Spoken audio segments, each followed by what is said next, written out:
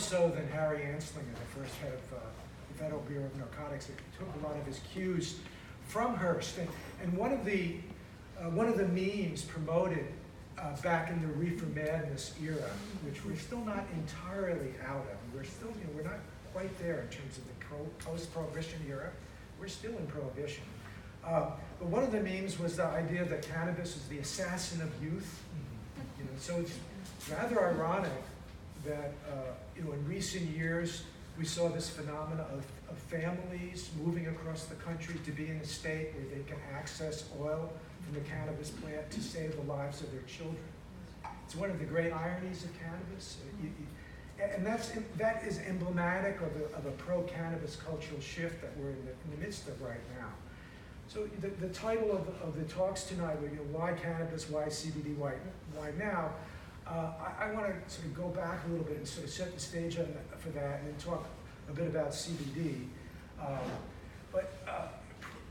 With Smoke Signals is a social history of cannabis. I mean, it's a history told through characters, and the story is really how we got to where we are now, how we went from reefer madness to the point where we are today. Although the book was published a few years ago, it's really basically that story.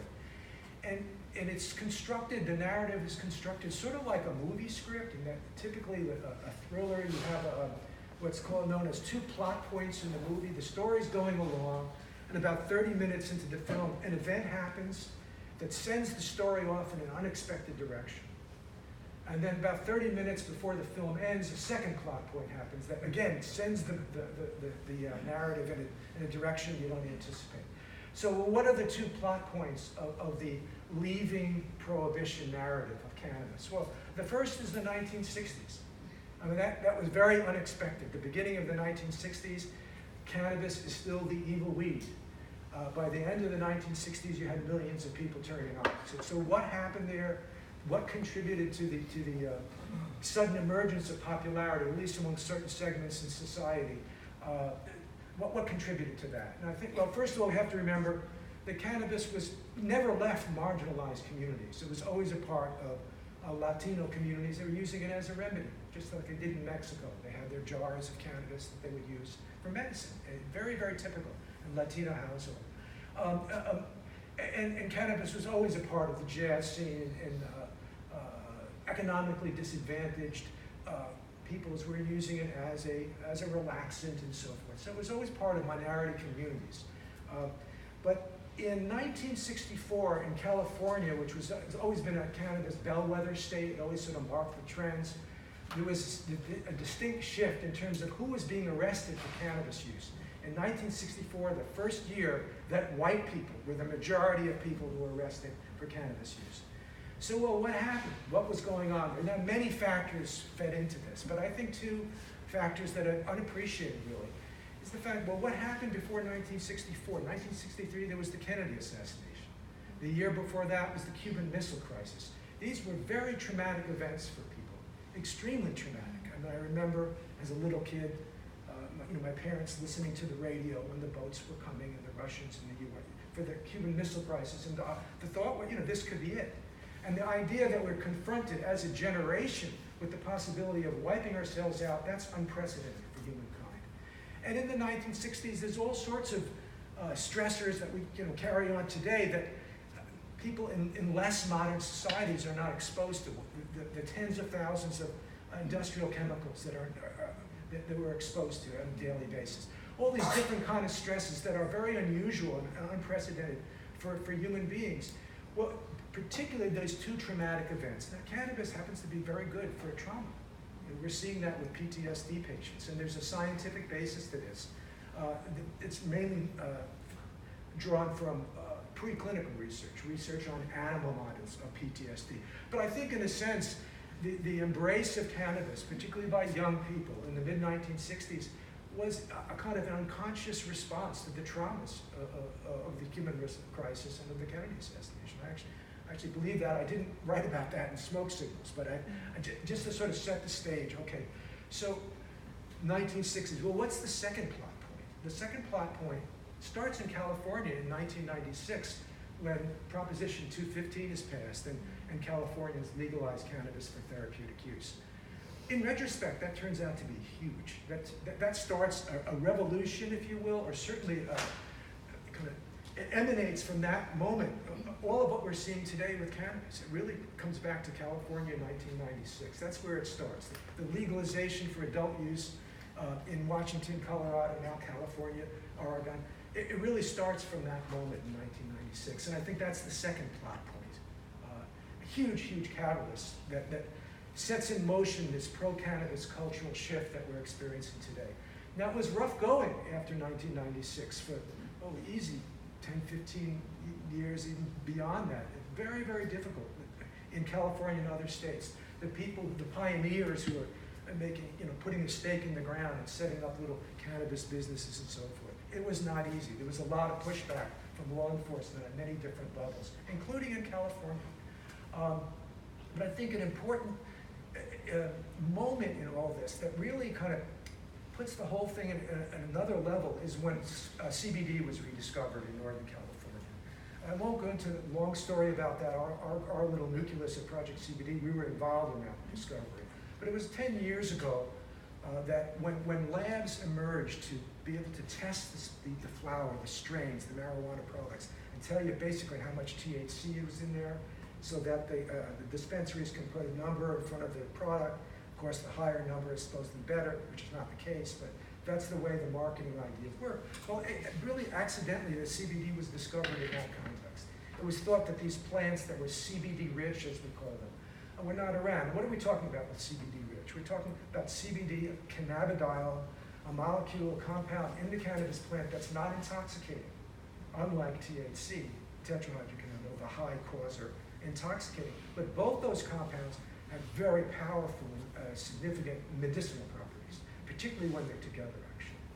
It's most effective. So CBD is rediscovered almost by accident in that little triangle.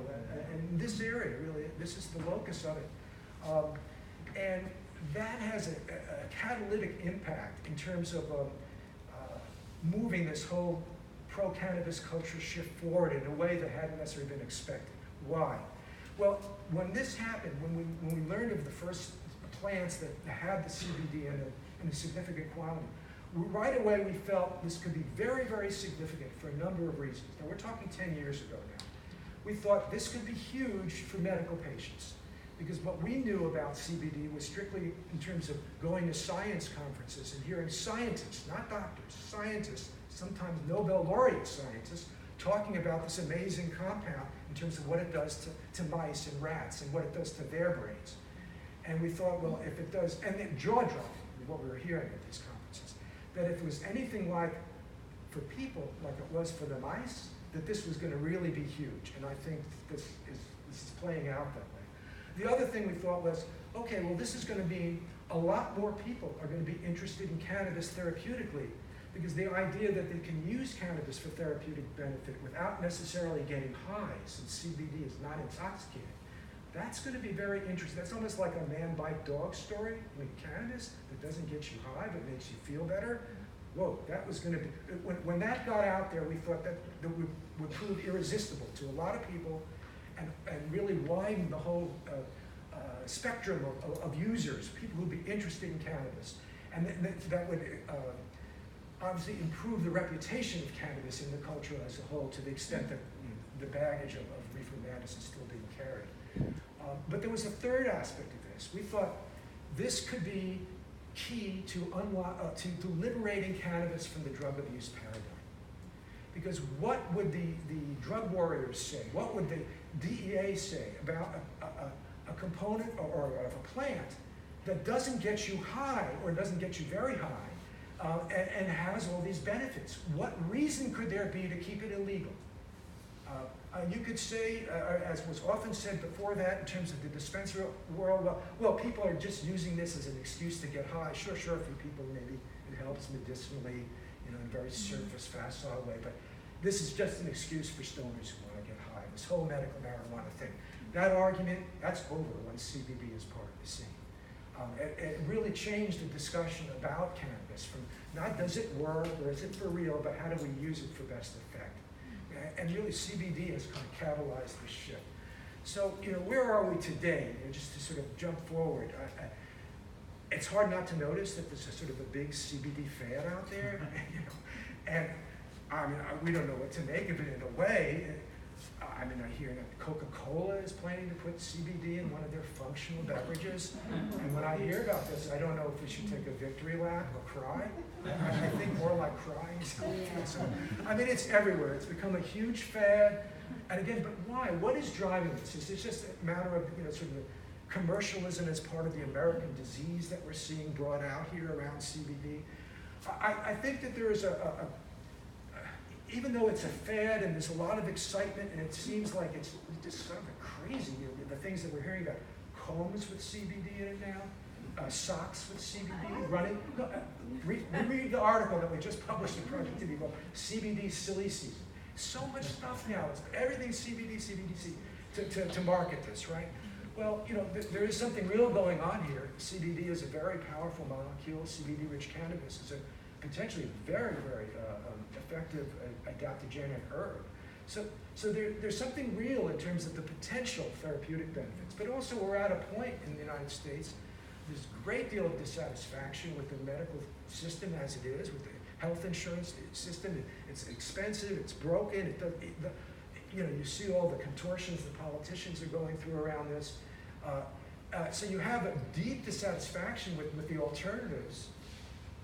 And then you have this thing come along, CBD, and you hear about these miraculous stories of these kids with epilepsy. Sometimes, you know, all their seizures stop, and it's like being touched by God and being made better. It really seems like a miracle. You have these different stories going around. People claim it cures their cancer, this or that, the other thing. You know, all these factors come together, and it makes for a very, very fertile moment for this kind of explosion of interest in CBD, which has really only happened about in the last year and a half or so, where it's gone quite, you know, over the top in that sense.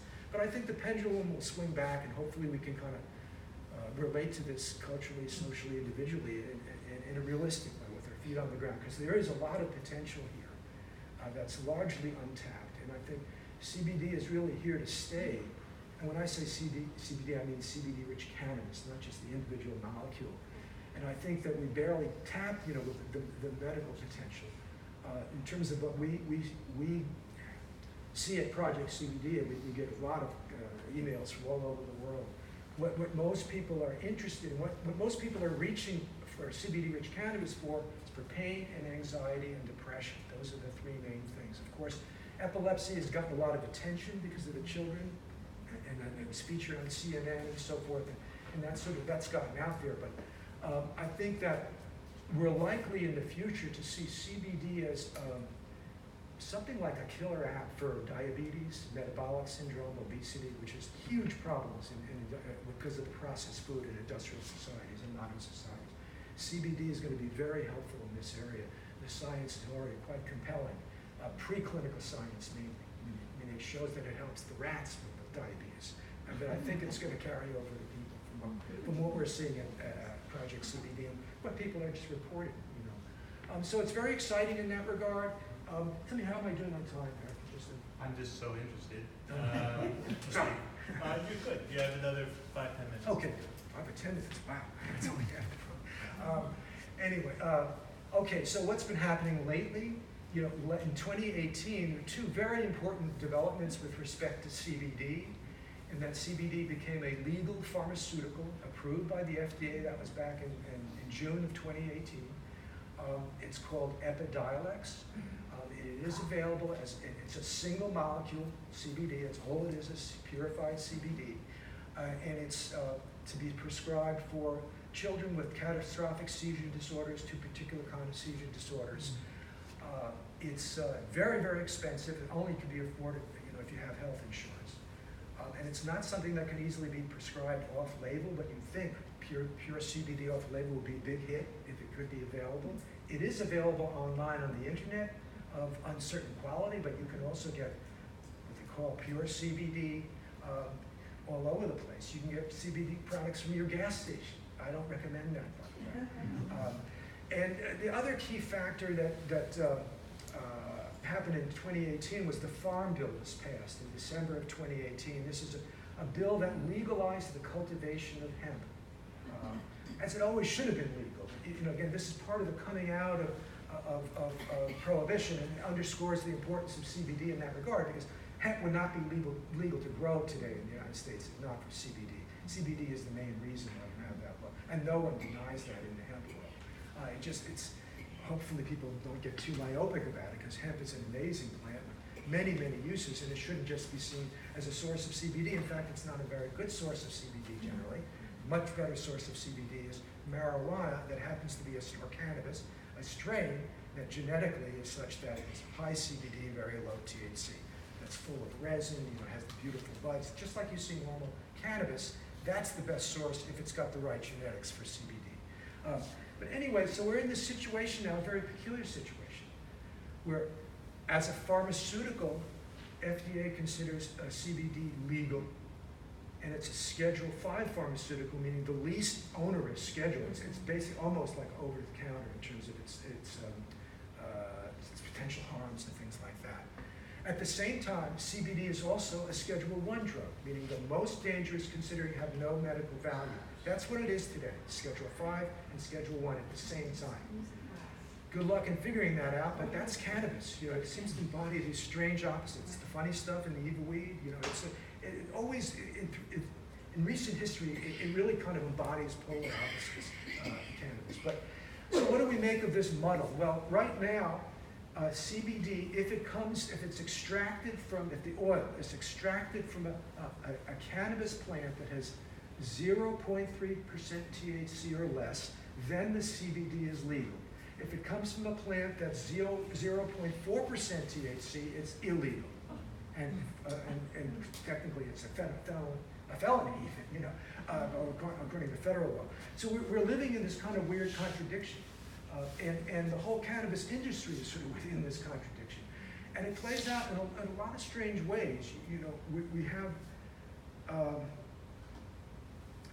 the example I'd like to use just as sort of a conundrum to communicate what some of the cannabis businesses are going through these days.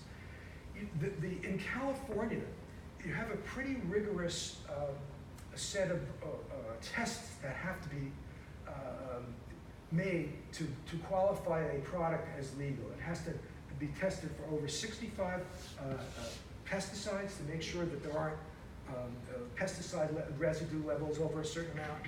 It's looked at for heavy metals and so forth. And so frankly, we need that. All cannabis products should be subjected to that kind of scrutiny. But what they're finding is that you can get an oil from the plant and you test it, and it passes the test, and then they make it edible. They combine it with some chocolate, whatever, and then they go test it again, and it flunks. Why? Because the chocolate had the heavy metals in it, the cadmium, and the labs today can tell you just by the testing.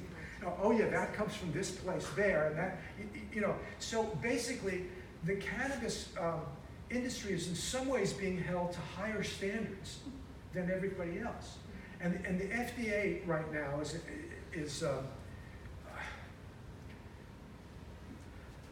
CBD has disordered the cosmos of the FDA. They don't know how to handle this, because ordinarily they go with what the pharmaceutical companies want. And ordinarily, if a pharmaceutical is made out of a product or a compound, then you can't have anything else going on. It's either or, but it's not going to work that way. And CBD is forcing them to rethink the rules. No one can be quite sure where it's going, but there's huge economic pressure. There's huge red state politician pressure. McConnell, he is behind this. He's a champion of the Farm Bill and of seeing to it that CBD from hemp can be put in food and all that, which is not allowed now. The FDA says that's not yet legal, or it's not clear where it's going to go. And the California Health Department has taken its cues from the FDA on this matter and said, no, these CBD products that are popping up everywhere, they can't have. They're illegal to put it into food. I actually think that that's sort of a bad move. It's not a good way to make policy. To just blanket, all edibles are illegal if it has CBD in it. First of all, CBD is generally quite safe. I don't know what else might be in the edible, but you won't go through the kind of bad trips that Josh was talking about with a CBD-rich product if it has very, very little THC in it. But there is a problem here, because the products mainly coming from hemp-derived CBD. This is totally unregulated. So we have a regulated market in California where you can go, anyone can go into a retail shop if they're 21 or older and get a CBD-rich product, and they can read the label, and it has to say accurately what is in there, at least it's supposed to say accurately, and you can see, does it have any additives or not? Does it have corn syrup if you don't want, it's supposed to all be on there. Well, you don't have any of that in gas station CBD or the CBD you get at the chiropractor's office or the CBD from hemp that proliferates everywhere now around the country. And what we have is a situation now, it's with the vape, this whole scandal that we've seen. This will be my last point, because cannabis, I remember I said assassin of use, well now it's coming back again. People are dying from being exposure to the additives in the vape oils. And the vape oils that come from the hemp are generally not very good quality for various reasons I could explain, but when you have the material that you put into the oil, you have to either add a thickening agent if it's made from just an isolate, and they put some goop on there and they mix it and they say it's a vape because it has just CBD or just THC, whatever might be in there. Or it might be too thick if it's extracted from hemp and they use a lot of the hemp plants with a little bit of CBD in it, and they have to go through this whole rigmarole, and they end up with this sort of thick, viscous, tarry substance that has no smell at all, which is weird for cannabis. And then they have to use thinning agents for it. Well, these thickening agents and thinning agents, all legal according to the FDA, because they think in terms of what's ingested, not in terms of what's heated and inhaled. And when you heat and inhale something, you actually change the compound. It could become something maybe less dangerous than the original, or maybe more dangerous. And it turns out that these thickening agents and thinning agents are very dangerous when heated and inhaled, and they're ubiquitous. Also in the medical marijuana, and in the marijuana dispensaries, the licensed ones, because it's okay with the FDA, so it's okay. And we should not be taking our cues from the FDA on this. And what we see now happening with these deaths and many people getting sick, and that's generally from, to my knowledge, it's from underground black market vaping devices, which are not regulated at all, but are full of additives. The other things to really be thinking about in terms of vapes, if that's what you use, read the label. If it has any flavoring agents, that's a bad sign. Very ubiquitous in the nicotine vape pens and in cannabis is these flavoring agents, some of which are very harmful. There's something called diacetyl that it's used to make a product. It tastes the flavor of butter, cream. This is what causes popcorn lung. From the 1950s, when the kids were working in there and breathing the artificial butter for the popcorn, it's a crippling disease. This stuff is ubiquitous in vape pens. Because why? Well, to ingest it is one thing, but to heat it and inhale it, that's another thing, when you're inhaling something. So the FDA is way behind the curve on this. We need to do better than the FDA. California shouldn't take its cues from the FDA. And we're hoping things will move in the right direction. Project CBD, we submitted 200 pages of material to the FDA, and I'm really pleased. One of the things we called for is banning these thinning agents. And now I've heard that the FDA is considering that. So, but the idea of just banning the whole thing, all edibles, that's crazy. That's a stupid way to operate. But you have to make sure that they're healthy, that's all. And unfortunately, regulators haven't done a good job in that regard across the board, not just with respect to cannabis. Great, thank you.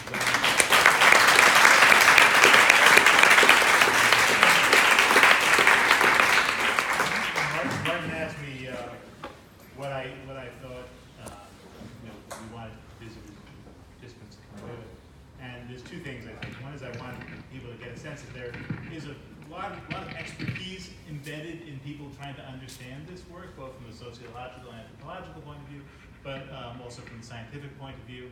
So there is a lot of good information that's being generated, and I would again refer you to Project CBD as a place to get good information versus lousy information, but that's a whole other story. The second thing I think I'd like people to come away with is there are a lot of unanswered questions, and I hope we got that from both of these talks. Speaking of unanswered questions, now is the time to ask questions. So please feel free to raise your hand. Yes, in the back here.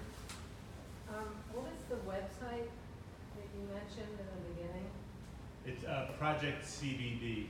Project CBD. Yeah, so project.org. ProjectCBD.org. Yeah. Okay, then I had another question about when you go in to buy CBD, how do you know what dosage you need? Say for joint pain. I have friends, some take something under their tongue, other people put it on their skin. Yeah, why don't you Can you repeat the question? Oh, yes. The question was about if you want to purchase a CBD product, how do you know, how much to use and what to get in that regard, how much to take? And frankly, it's all over the map, and a lot depends on the product one buys.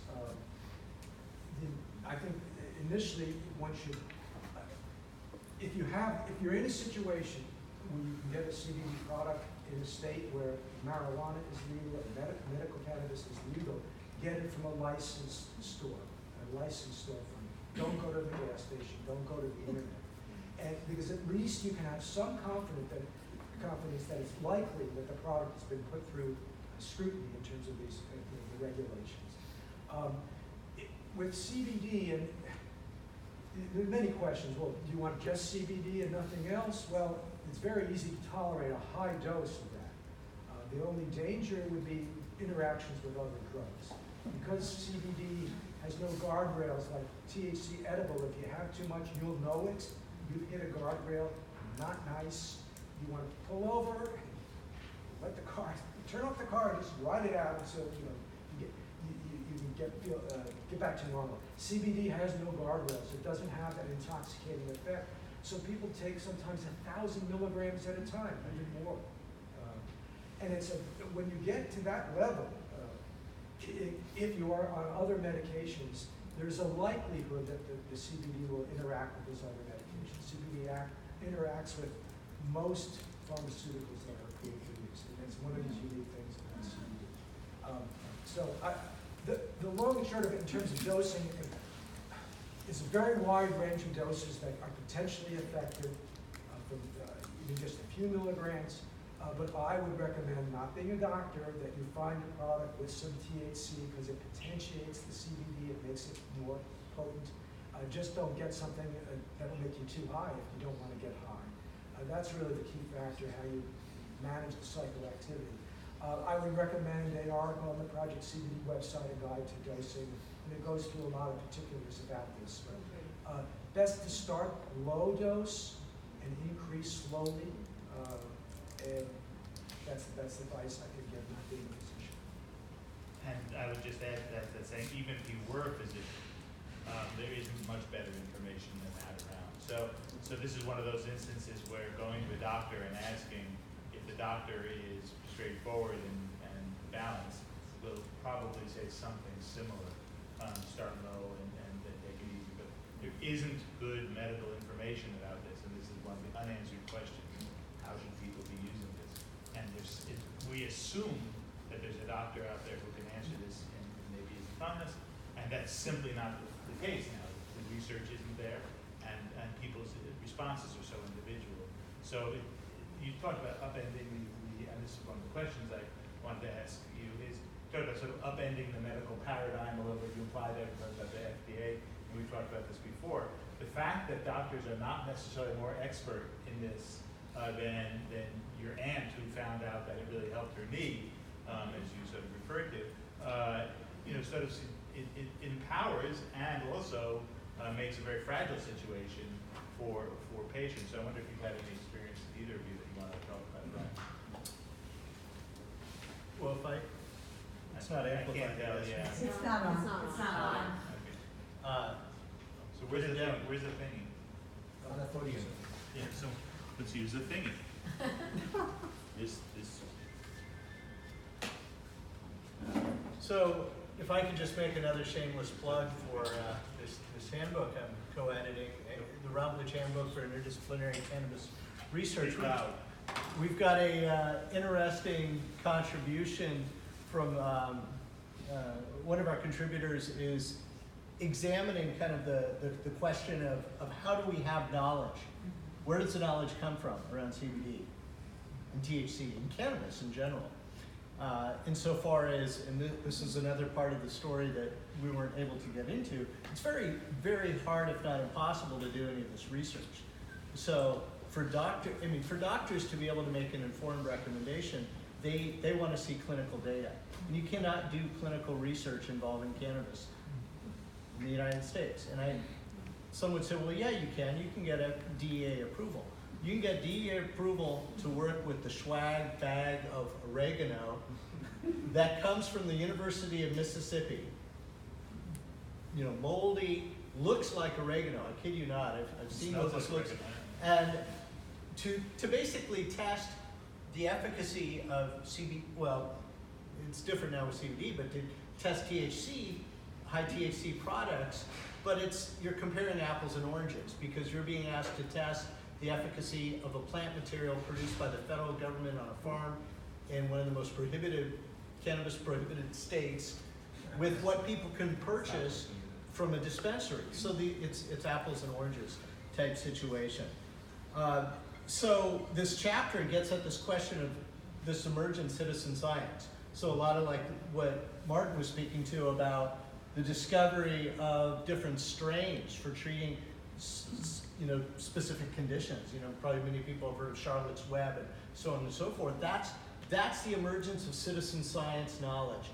A mother who does research to find out what's going to eliminate, tens if not hundreds of seizures in her child, finds that particular strain, but there isn't the clinical data to back it up. So doctors are in a position where they really can't say.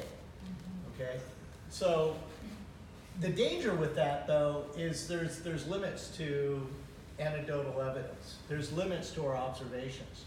I'm contradicting myself because I said stories are important. Stories are important, but science is also real, despite what, Yeah, just one thing. It's not like nobody knows anything about how to do this. There actually has been a fair amount of clinical trials outside of the United States for a product that's one-to-one CBD THC, equal amounts. It's called Sativex. It's not legal in the United States, but I think they're going through phase 3 clinical trials now. And they found very detailed information about what's optimal for pain, for neuropathy, which is a difficult pain to treat with opiates. And they found, specifically, about 21 milligrams of THC and CBD combined, so about 10 milligrams each, was optimal for this type of pain. And they found that when they tested double the amount, they went up to 42. It worked, but not as well as the lower amount. And that when it doubled it again to 84 milligrams, it didn't work at all for pain. So it's part of it is when you're dealing with cannabis therapeutics, it challenges some of the ways we normally think. You take a sleeping pill, it puts you to sleep a little bit, or then take more, it puts you in water sleep. That's not how cannabis works because it can kind of flip. It has what's referred to as biphasic effect. So a little bit does one thing, a lot does the opposite. So little helps for pain, a lot doesn't. It contradicts how we normally think about medicine, and that's one of the, I think, the exciting aspects of it as well. So it's not like we don't know anything. Frankly, in California, since 1996, we've been accumulating information. This has been a laboratory experiment in democracy where we have been learning about what works and what doesn't. And that information has been shared with doctors, shared with patients shared with other, so word is getting around, but it's really from the ground level. And we have a long way to go, and it'd be great to have a double-blind gold standard randomized studies to go along with that. But maybe even that's not the best way to measure this. That's only one way to measure effectiveness. It might not be totally applicable for cannabis. We don't know yet. Other questions? Okay, well, I have a question. just Oh, so you I'm know, sorry, I missed it then. Okay, no, I'm sorry, I'm not seeing you. Paul, yeah, sorry. Yeah, with regard to edibles, one thing that's important to keep in mind is that when you consume THC through the mouth, you get a different drug. The THC is metabolized in the liver to an 11-hydroxy compound, which has its own pharmacology. It's stronger than THC. Some people like it and seek it out, some people don't. So that's something to keep in mind. And for Martin, the other thing I was going to point out, the conversation really is dominated these days by there's THC and there's CBD. there's a lot more interesting stuff going on in cannabis than just those two compounds. Definitely. I'm working right now on bringing THCV, tetrahydrocannabivarin, to the market, and cannabinol. And, a lot of the minor cannabinoids that are always present, but we don't really, kind of understand what their role is and how to use them. So, stay tuned. I think there'll be a lot of interesting information come out about those. Cannabis call it a medicinal treasure trove, as we refer to. I think it really is, and we just tapped a little bit of the surface of that in some ways. There was another question behind Paul. Yeah, please. Sure, yeah, I've got two. The first is, it seems like we've been able to increase THC levels up to around 30% through selective breeding of marijuana strains. What do you think the maximum ratio of CBD to THC could be for hemp strains? Well, right now, the maximum we're seeing of CBD in the plant is about 20%, and those aren't necessarily the hemp strains. They have a little more than the 0.3% THC that's allowed, but about 1% THC. They're generally not psychoactive. You won't get high from it, at least most people wouldn't. But that's kind of like the standard in California for growing for cannabis dispensaries. I'm sorry, what is the standard? That 20% CBD is by dry weight. In other words, if you dried the plant and extracted the oil, 20% of it would be CBD. And that would be flower. Yeah, and that's a good haul. That's a nice way to start. You can really make good products of that. If you do it right, you won't need any thinning or thickening agents. You just got good, pure oil that you can productize. The challenge for the hemp folks is to get the THC levels down so that robust plant with 20% CBD could qualify as hemp. And that's been done, or on the verge of being done. I think it's basically been done by breeders, that they basically breed the plant to get the THC a little lower. And I think that pretty much it's there. So, it really kind of obliterates the distinction between cannabis and hemp once that happens. And I think that's the future in terms of growing hemp for CBD. You want as much CBD in there as possible, for obvious reasons, for economic. It's better in many different ways, not just the quality. You make more money if you're growing for planting more stuff. So, I think that's about much as we expect to see. It's not going to be much over 20% that I can really imagine. I hear rumors here and there that some people have achieved greater than that. But I get suspicious when I hear of the cannabinoids, THC, CBD, THCP, all these different components of the plant. The cannabinoid level being above 20%, that's sort of pushing it, frankly. I think it makes me wonder how accurately they're being measured. Is there GMO activity going on in cannabis, or is it all hybridization? It's hybridization. Yeah, please. And then the second question is, do you see yeast-based production of cannabinoids being scalable to replace plant-based production methods in the near future? Let me say the question again. There's some budding companies, actually, so to speak, here in can't avoid it. Here in Berkeley, particularly, that are producing cannabinoids not through a plant, but through genetically modifying yeast, so that produces whatever chemical. And yeast is being used for this in all kinds of chemicals. And so this is a new approach. So does anybody have any experience with how that's working? Some of the billion-dollar value cannabis companies that really actually don't earn money, but they have a lot of money from the stock investment, are getting involved in this sort of thing to create individual components of the plant, just CBD or just THC or some of the others, from a yeast substrate. It's possible to do. And to me, this is just utterly the wrong direction in so many different ways, because the magic is in how the different components of the plant interact. That's really, you get the most healing benefit. We're going to have so much single molecule CBD, it's going to crash the market. So much hemp is being grown now specifically to extract just the CBD that I think we're headed to it's going to demolish this industry. And the one question that comes to mind is, when they're extracting just the CBD, what are they doing with the rest of the stuff? Because there's THC in all these plants. It might be very little, but it's somewhere, and I can assure you it's not being thrown away. So, I think it's important that this is the framework of this, the sort of financial, one of the things that's happened since Prohibition is the financial barriers are down. The gloves, I mean, there's still some barriers in terms of how the cash works, but the gloves are off. And if one of the weirdest things I've ever been to in my life, and I'm sure you've seen these, are cannabis investor meetings. I mean, it is just bizarre. Everybody's just trying to figure out how to make some money from this poor little plant, which you can grow in your backyard with no effort at all. And it's really strange to see people, let's look this way, American creativity in figuring out ways to monetize things. And this yeast business is actually part of that, I think, because there's nothing patentable, as far as I know, in cannabis, but this process for creating these individual chemicals is certainly patentable and therefore monetizable. So, Can I just throw something out, just at my observation, again, as a sociologist thinking about this plant? I mean, we can go back pre-Prohibition and recognize that this plant was used with not much controversy for, good 5,000 years, there's records of it. So, our concerns with cannabis that led to Prohibition are very recent.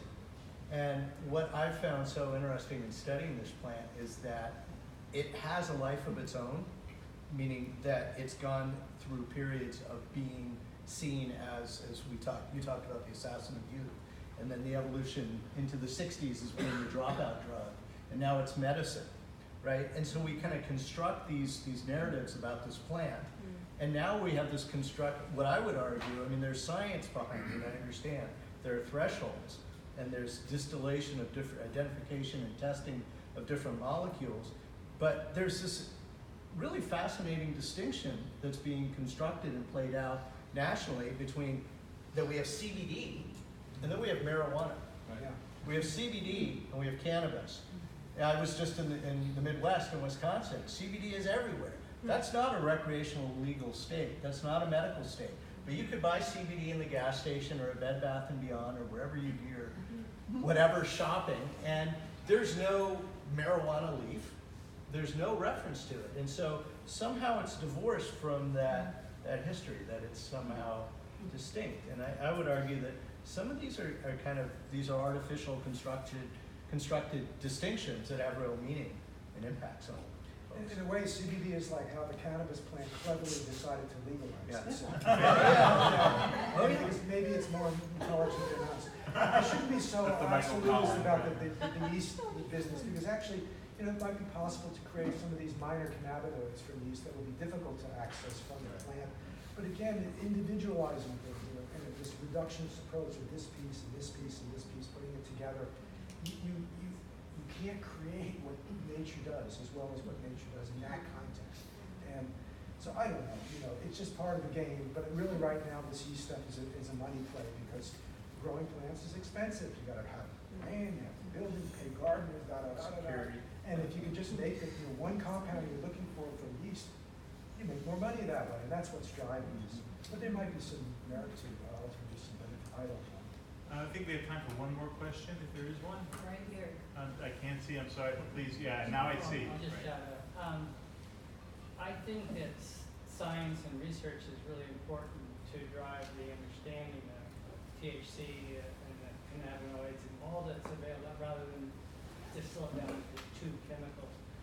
And until the federal government legalizes it, I assume research is going to be very difficult. Clinical research is going to be extremely difficult in the United States.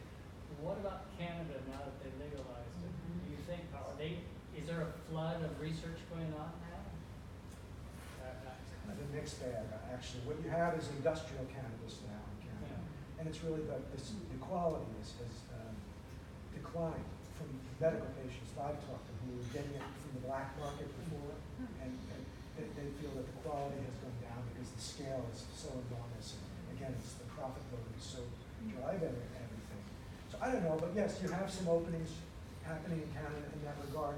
It is important to emphasize that there's lots of research going on with individual molecules, not with the plant, not with the green stuff, the flower, but there's a lot of research going on into the endocannabinoid system that cannabis activates. You know, they get in there, look at the receptors, look how it works on mice and so forth. And that is a huge area of research at many universities in the United States and around the world. So you have this weird bifurcation where the plant is off limits, but what the plant has opened up has been a huge catalyst for science, medical science, in a way that hasn't been seen in a long, long time. So I think, thanks so much. I want to take a moment to thank you all. And